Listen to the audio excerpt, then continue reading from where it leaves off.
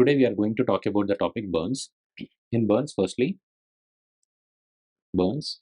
In burns, firstly, causes of burns.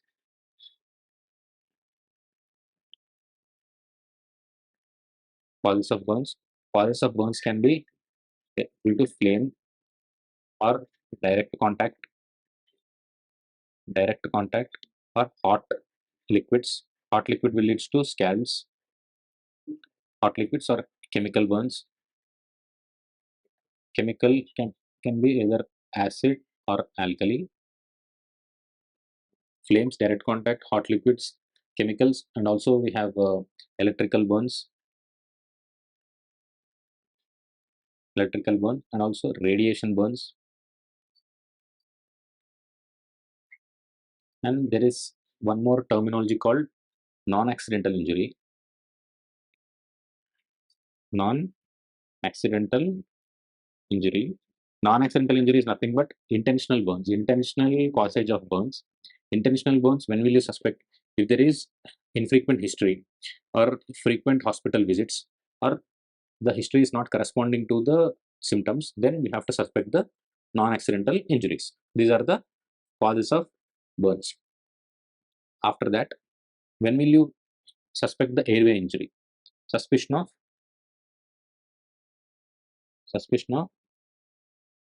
airway injury. When will you suspect the airway injury? If there is burns in a closed room, or there is burns in a closed room, or carbonaceous sputum. Carbonaceous sputum means carbon deposits in the sputum. Carbonaceous sputum, or any facial burns. Burns in a closed room, carbonaceous sputum, or facial burns, or any stridor. The patient is having stridor or facial burns or carbonaceous sputum or burns in a closed room, you have to suspect the airway injury. What will you do if you suspect airway injury? You have to immediately intubate the patient. And if the patient is having carbon monoxide poisoning, then supplement with 100% high flow oxygen. Okay, the patient is having carbon monoxide poisoning, then supplement with 100% high flow oxygen. Okay, why? Because carbon monoxide has 250 times more affinity to hemoglobin than oxygen. So to displace that carbon monoxide, you have to supplement with 100% high flow oxygen. If there is cyanide poisoning, give hydroxymethyl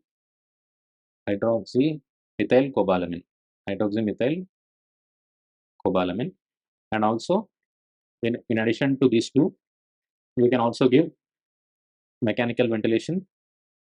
Already the patient is intubated, so we can connect the ET tube to a mechanical ventilator. That is mechanical ventilation. And N-acetylcysteine, or nebulized heparin. This N-acetylcysteine or nebulized heparin prevents cast formation. This carbon particles cast formation it will prevent. Okay, this will help the expel of the carbon particles much faster. So you have to supplement with mechanical ventilation, give nebulized heparin or N-acetylcysteine if you suspect airway injury. Okay, then you have to know when to refer a patient of a burns to a burns unit. Okay, referral criteria for a burns unit. When to refer a patient of a burns to a burns unit. Okay, when to refer? If there is more than 10% of the body surface area burnt in case of partial thickness burns. We'll be talking about the thickness of burns in the upcoming lecture, but for the time being, just remember, more than 10% of the partial thickness burns you have to refer to burns unit, and next is any percentage of full thickness burns you have to refer to burns unit. Or next thing, burns involving the face, extremities and genitalia, or any joints, or burns with comorbidities, or burns with coexisting trauma, you have to refer to burns unit. Okay, or any pediatric burns if the hospital is not equipped with pediatric care unit, then you have to refer to burns unit. Okay, we'll write it down all the referral criteria. First thing what we talked was more than 10% total body surface area burnt in partial thickness burns. In partial thickness burns, if more than 10% of total body surface area burnt, you have to refer. And any full thickness burns, and next comes burns involving face, extremities, burns involving genitalia and joints, major joints. Let's say this is also a joint. Okay, this is also a joint. We should not refer the patient to burns if this area is burnt. Okay, burns involving the major joints, you have to refer to burn center. Major joints and pediatric burns if there is no pediatric care facility in the hospital. Pediatric burns if there is no pediatric care facility in the hospital, and also any patient of electric burns or chemical burns. Any patient of electric burns or chemical burns you have to refer, or burns with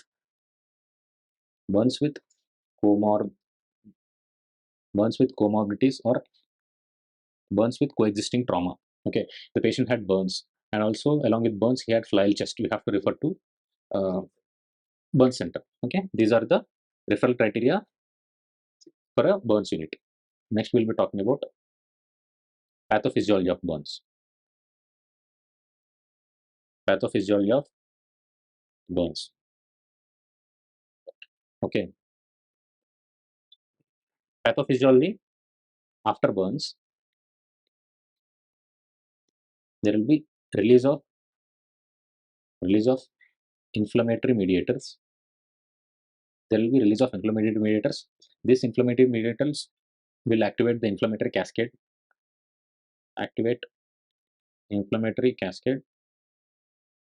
Acts on the blood vessels that will lead to leaky capillaries. Plasma proteins will leak outside the intravascular compartment. Plasma proteins will leak out. Leads to decreased oncotic pressure of blood. Decreased oncotic pressure leads to fluid shift from intravascular compartment to interstitial space. This is nothing but third space fluid loss. Okay, nothing but third space fluid loss. Inflammatory cascade reactions will make the capillaries leaky. This will lead to the shift of albumin from the intravascular compartment to the interstitial space. That leads to decreasing the oncotic pressure of the plasma. That will lead to shifting of the fluid from the intravascular compartment to the third space. That is third space fluid loss. Okay. If this goes on further, that will lead to hypovolemic shock. This is the pathophysiology. This pathophysiology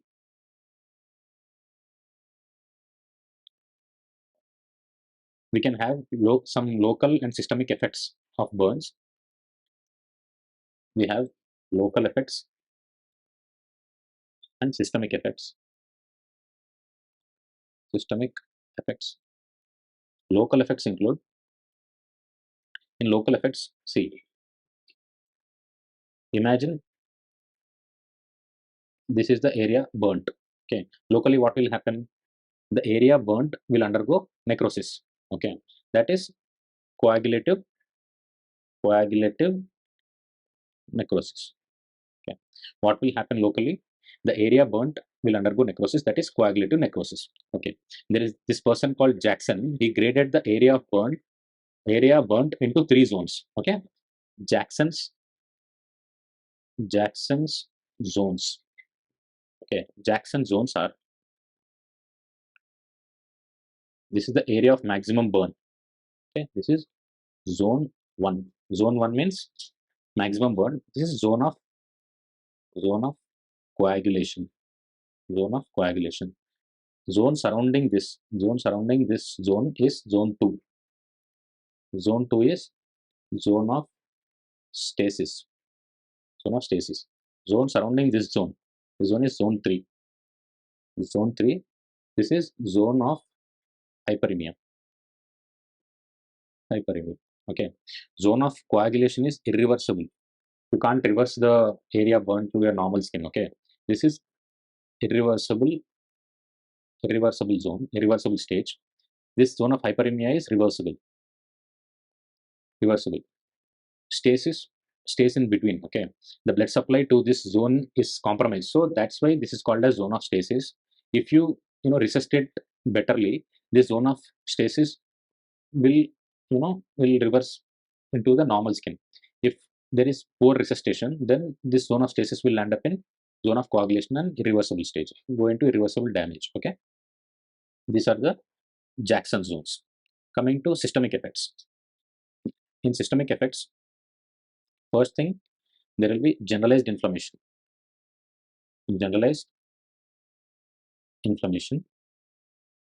Second thing, on cardiovascular system, there will be hypotension and increased vascular permeability and decreased cardiac output. Why cardiac output is decreased? Because of hypovolemia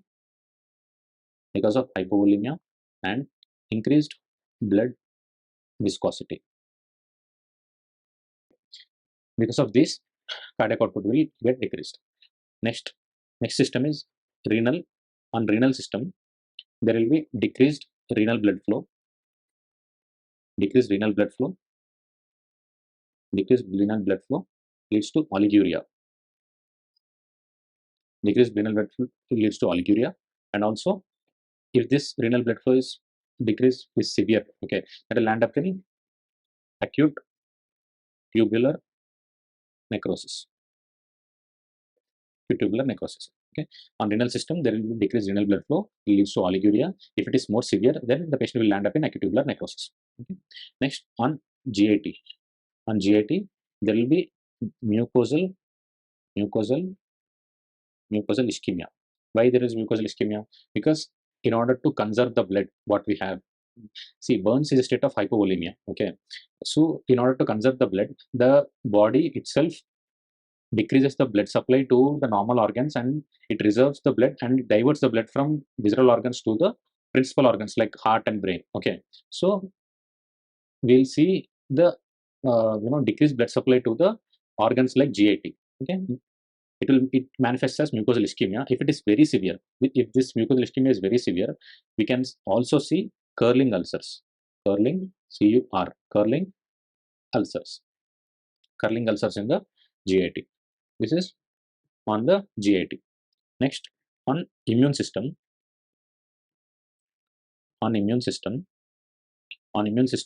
initially burns is hyperinflammatory state. Okay. So immune system is initially very active. Okay. So let me put it down. First, hyperactive immune system. So initially there will be hyperactive immune system. To counteract this hyperactive immune system, body will also produce some anti-inflammatory mediators. Okay. If that anti-inflammatory mediators prolong, that will land up in compensatory anti-inflammatory response syndrome. Okay. Compensatory anti-inflammatory response syndrome. Okay. compensatory anti-inflammatory response syndrome. If this compensatory anti-inflammatory response syndrome prolongs, okay, that will end up in decreased immunity. Decreased immunity. Okay, anti-inflammatory mediators prolongs, that will leads to decreased immunity and leads to infections. This is on the immune system. Next comes estimation of burn wound. How will you estimate? Estimation can be of two types. One is size estimation and depth estimation. Size estimation and depth estimation. Okay, size estimation is nothing but calculating percentage of area burnt. How will you calculate? We'll calculate by three methods. One is, we all know Wallace rule of 9. Next is Lund and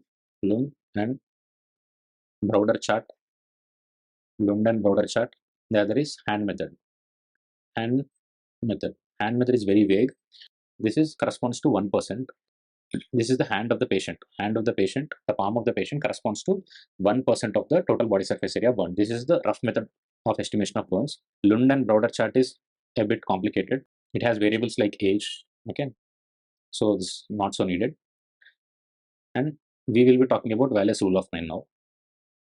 Wallace rule of 9 is different for adults and children.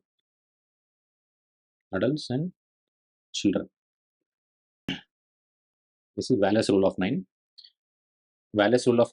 Let me put it down.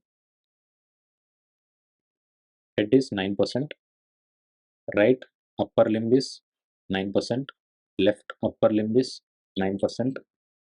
Next, chest, anterior and posterior. Anterior is again 9% and posterior is again, this is anterior chest and this is posterior chest. Okay, anterior chest is 9% and posterior chest is 9%.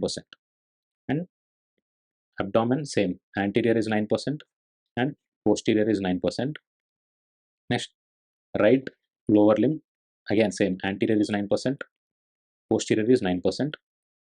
Next, left lower limb, anterior is 9%, posterior is 9%. And lastly, genitalia is 1%. We calculate 1, 2, 3, 4, 5, 6, 7, 8, 9, 10, 11. 11 nines are 99 plus 100%. Okay, this is the Wallace rule of 9 for adults. See, if you observe clearly, head is 9%, the whole of the upper limb, right, one upper limb is 9%, whereas the whole of the whole of the lower limb corresponds to 18%. Okay, see here, whole upper limb is just 9%, whereas whole lower limb is 18%. Okay, we'll give more surface area for lower limbs than for upper limbs. This is Wallace rule of 9. For pediatrics, everything is same except few changes. Head corresponds to 18%. In pediatric age group, head is 18%. We'll reduce 4.5 from here. This 13.5% here and 13.5% here. We are reducing 4.5 here and 4.5 here, and we are adding this 4.59% to head. Okay, so in children, head corresponds to 18% and whole of the right lower limb corresponds to 35%, 13.5%, and whole of the left lower limb corresponds to 13.5%. Rest everything is same. This is same, and genitalia is same. Okay, see this. See, for adults, whole head is 9%, 4.5, but in children, anterior 9%, posterior 9%. This is 18%. Okay, same, abdomen is same, 18, upper limb is same, 4.5, 4.599. So upper limb both correspond to 9%. But this, see, anterior and posterior, this is 18%, whereas only 13.5% in children. Okay, this is Wallace rule of 9. Adults and children, Wallace rule of 9 is finished. And then we'll be discussing about depth estimation. How will you estimate the depth? Okay, we will be dividing the burns into 3 categories based on the depth. Okay, based on the depth, burns is divided into 3 types. First is first degree first degree or superficial burns. Second is second degree or partial thickness burns. Partial thickness burns. Third is full thickness burns. Full thickness burns. First degree burns, second degree burns, and full thickness burns. First degree is also called superficial burns. Before knowing this depth, just a small note on the layers of the epidermis. This is the basement membrane. This hole is the epidermis. This is the basement membrane, and this is the dermis. This is the subcutaneous tissue or subcutaneous fat. Subcutaneous tissue or fat.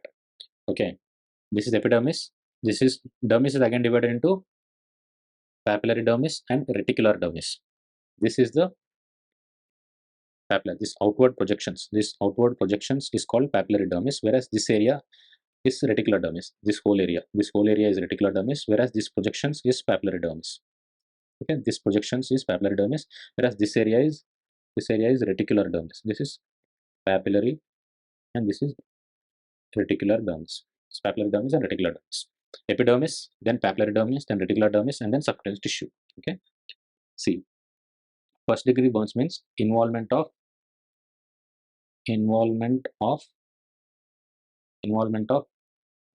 epidermis only. Involvement of epidermis only.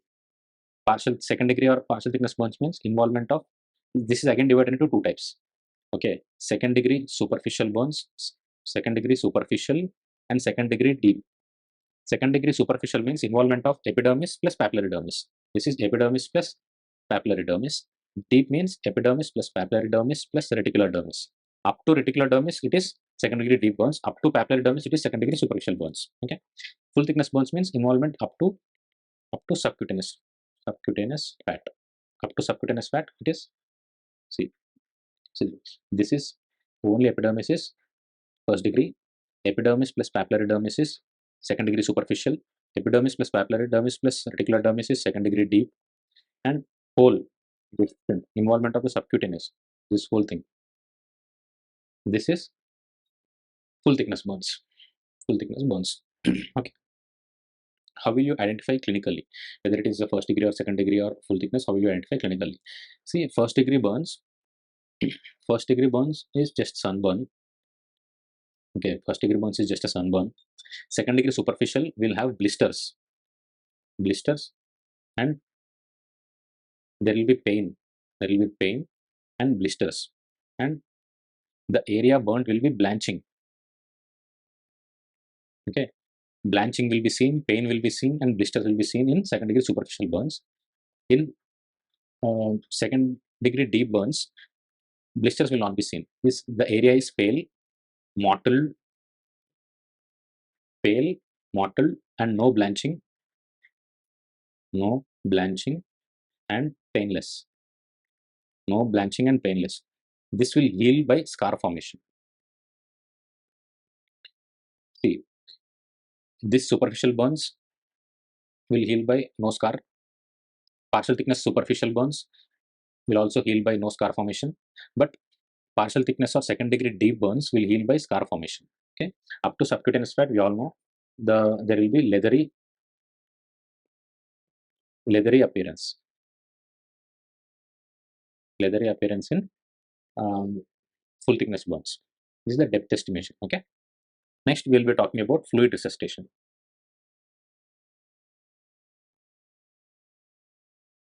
About fluid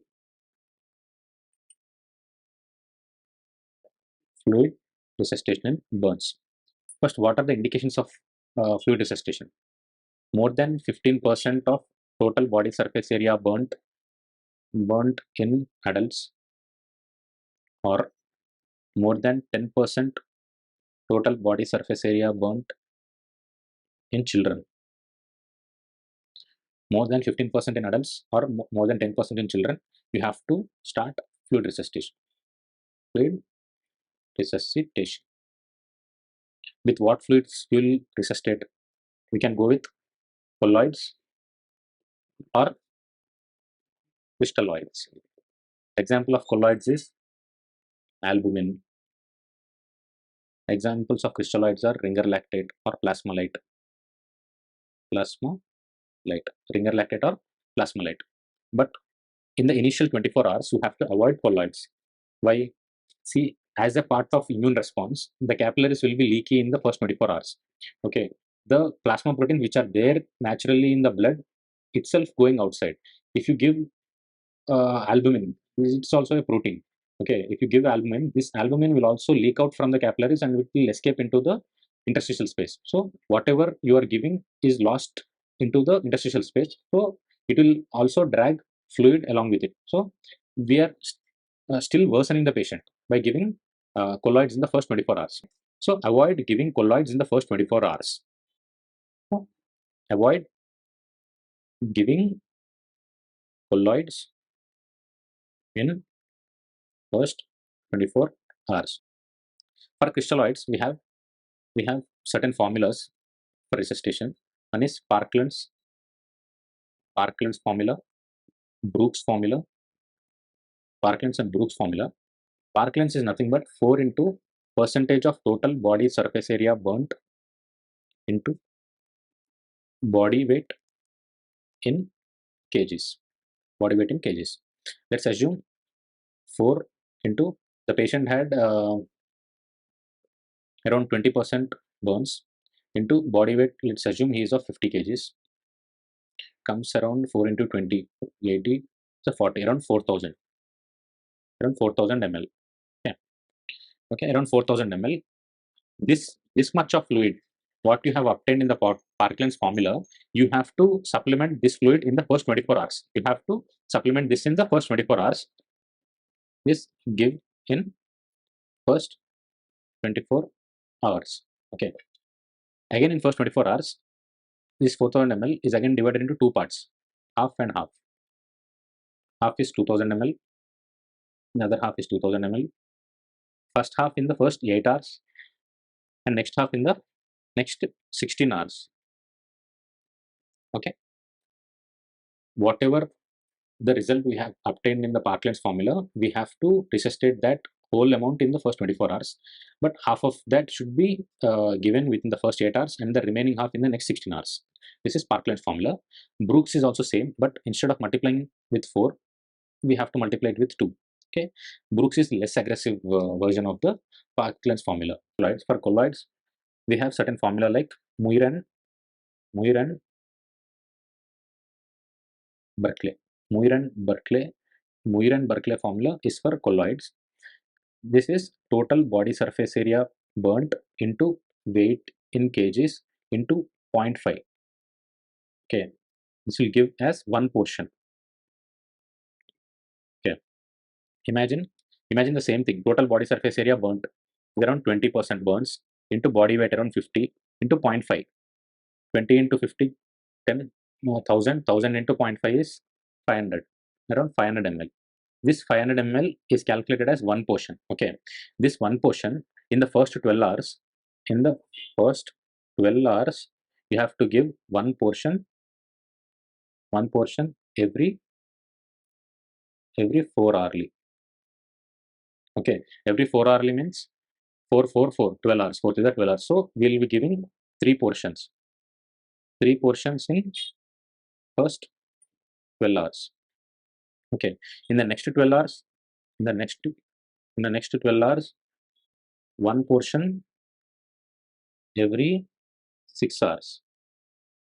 One portion every 6 hours. So 500 ml, we have to give 500 ml every 6 hours. So we'll be giving 2 portions. 2 portions in next 12 hours. And final 12 hours, we have to give the last portion. Total, how many portions we are giving? 3 portions. So 3 portions plus 2 portions plus 1. 3 plus 3, 6 portions we are giving. Total 6 portions. This, see, Muir and Berkeley, we have to multiply the total body surface area into body weight into 0.5. We'll get certain amount. That is calculated as one portion. You have to give this one portion with certain frequency. Okay, in the first 12 hours we have to give one portion every 4th hourly, so we'll be giving 3 portions in the first 12 hours. In the next 12 hours we have to give one portion every 6th hourly, so we'll be giving totally 2 portions. In the next 12 hours, the final 12 hours we'll be giving last one portion. Okay, totally we're giving 3 plus 2 plus 1, total 3 plus 2 5 plus 1 6 portions. Okay, this is Muir and Berkeley for colloids. This is the fluid resuscitation part. Lastly, talking about management algorithm of burns. Management algorithm, this is very important. First, whenever you came across a patient of burns, okay, first you have to give pre-hospital care. Pre-hospital care. What does this pre-hospital care includes? First, stop the burning process. Then remove the clothing. Stop the burning process. Remove the clothing.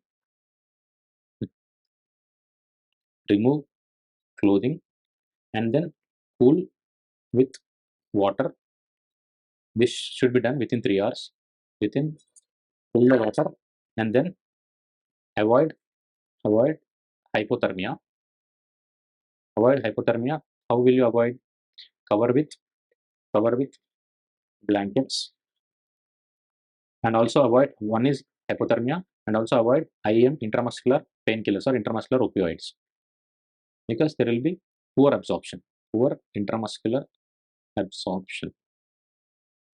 Okay, first, whenever you came across a patient of burns, first you have to stop the burning process. This is nothing but the pre-hospital care. You have to stop the burning process, remove the clothes, and then cool with the water, normal water, and then avoid hypothermia, and also avoid giving intramuscular opioids. This is the pre-hospital care.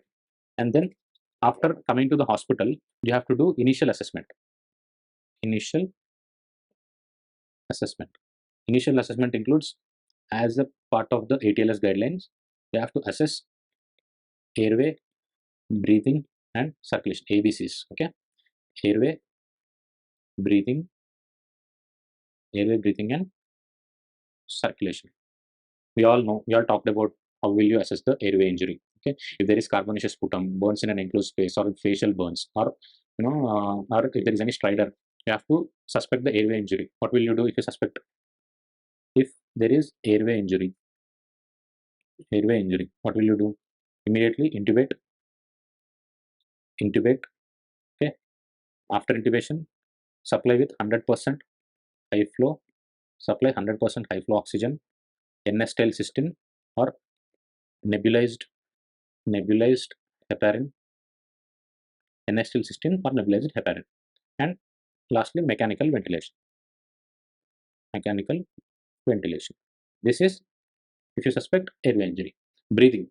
See, airway is just an anatomy. Okay, trachea, larynx, trachea, bronchi, bronchioles, terminal alveoli. Up to the terminal alveoli, it's called as airway. Okay, breathing means the process of exchange of gases. Okay, the movement of the chest. Okay, the process of exchange of gases comes under breathing. Okay. How will you assess the breathing?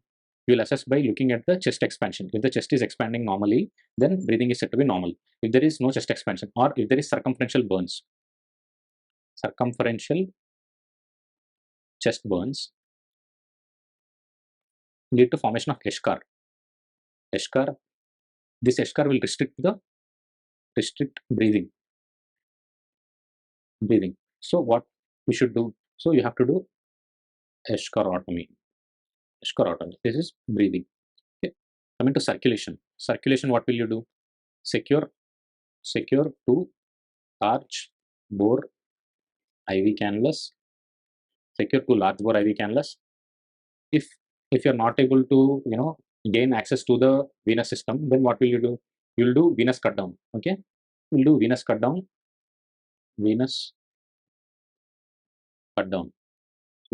at the great saphenous vein. You'll incise the vein, that is venesection, and then start fluids. In children, we can go for intraosseous fluid resuscitation. But this thing only when you are not able to gain access to the venous system. Okay, First, secure 2 large bore IV cannulas, and then if more than 15% burns in adults or more than 10% TBSA burnt in children, then start fluid resuscitation. Then start fluid resuscitation. This you know by Parkland's formula. This by Parkland's formula. Okay, Parkland's formula. After all this initial resuscitation, if there is involvement of face or extremities or genitalia or major joints, what will you do after initial resuscitation? Refer to burn center. If these are not there, if all these things are not there, what will you do? Keep the patient in the ICU, and then monitor urine output. Okay, adults urine output should be more than 0.5 ml per kg per hour. Children urine output should be more than 1 ml per kg per hour. What does this mean? Let's say the patient is around 60 kg. Okay, so how much urine he should get per hour? 60 into 0.5 and 60 into 1 by 2. Okay, 60 into 1 by 2 means 30. Minimum amount of urine that he should be getting, 60 kg man should be getting in 1 hour is 30 ml. Okay, then if the patient is getting 30 ml, then the resuscitation is said to be proper. In children, if the patient is around 20 kg, then he should be getting around 20 ml per hour, 20 ml of urine per hour. This is the urine output that you should be monitoring. After all these things, then comes the wound care. Wound care, we can give topical antimicrobials. Topical antimicrobials like silver sulfadiazine is broad spectrum and painless. We can also give mefenide acetate. Mefenide acetate advantage is it penetrates the eschar, but disadvantage is it is painful. Okay, also it can lead to acidosis. Okay, silver sulfadiazine, mefenide acetate, and then comes silver nitrate. Silver nitrate, it disadvantages stains everything black, and there is a risk of electrolyte loss. Okay, these are the topical antimicrobials that we can suggest for a patient of burns. For first degree or second degree superficial burns, the main goal is to decrease the pain with dressings like BioBrain, hydrocolloids, etc.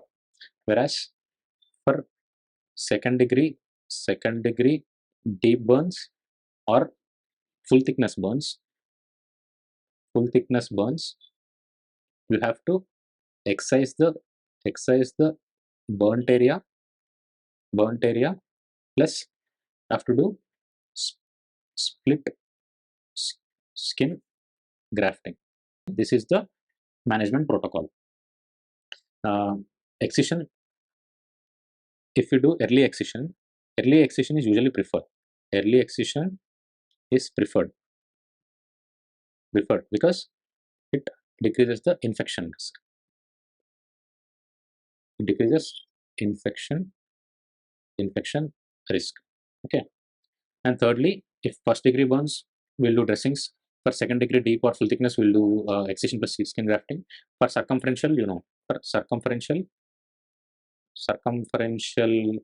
burns, circumferential burns, do escharotomy.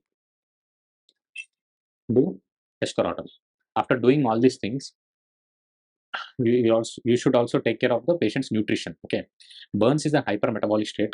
Usually the BMI, basal metabolic rate, is 1.5 to 2 times higher, 1.5 to 2 times higher than the normal individual. Okay, basal metabolic rate is 1.5 to 2 times higher than the normal individual. Okay, nutrition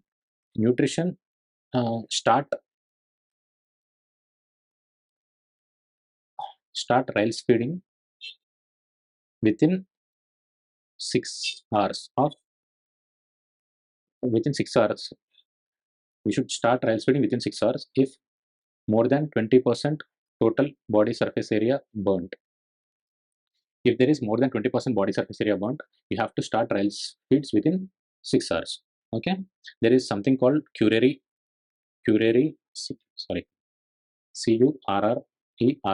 formula for nutrition requirement. This is 25 kilocalorie per kg plus 40 kilocalorie per percentage of total body surface area burnt. Will get some amount. This should be given in 24 hours. Okay, this is curare formula. 25 kilocalorie per kg plus 40 kilocalorie per percent total body surface area burnt. You have to give it in, supplement it in 24 hours. Then lastly, after nutrition control, you have to take care about infection control. Infection control. How will you control these infections?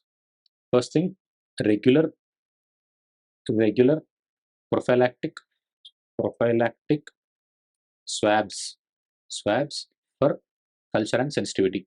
While doing dressings, okay, while doing burns dressing, you have to take a swab and then send it for the culture and sensitivity. Okay, regularly you have to check for any infections. Okay, this is infection control. Next, rehabilitation. Last is rehabilitation. This is early physiotherapy and psychiatric counseling. Early physiotherapy and psychiatric counseling comes under rehabilitation. Okay, and then lastly, prevention of burns. Safety alarms, fire safe cigarettes, electrical code changes or adjustments, and public education. By doing all these things, we can prevent the cause of burns. Okay, let's revise this management algorithm. First, whenever you came across any patient of burns, what will you do? You have to do pre-hospital care. Stop the burning process, remove the clothes, and then cool the burn with the normal water. That's within 3 minutes. And after that, avoid hypothermia by covering with blankets and avoid giving intramuscular opioids. Okay, and then after coming to the hospital, you have to do initial assessment. You have to assess the airway, breathing and circulation. Airway, if you suspect airway injury, then you have to intubate and then start 100% high flow oxygen or NSTL system or nebulized heparin. Okay, and then mechanical ventilation. If you suspect any breathing difficulty, then you have to do escharotomy for circumferential eschar burns. And then and then addressing the circulation, secure to large bore IV cannulus and start the patient on fluid resuscitation. If in adults there is more than 15% total body surface area burnt, we start fluid resuscitation. If in children more than 10% total body surface area burnt, you have to start on fluid resuscitation. Okay, after fluid resuscitation, you have to shift the patient to ICU and then monitor the urine output. Okay, minimum is 0.5 ml per kg per hour for adults and 1 ml per kg per hour in children. And then address the nutrition. And for the wound care, we can give topical antibiotics, or for first degree or second degree superficial, you can do dressings. For second degree deep burns or full thickness burns, you have to excise the burnt area and you have to do split skin grafting. Okay, and then coming to nutrition, curary formula, we all know, and then infection control by taking regular swabs, and then what we have,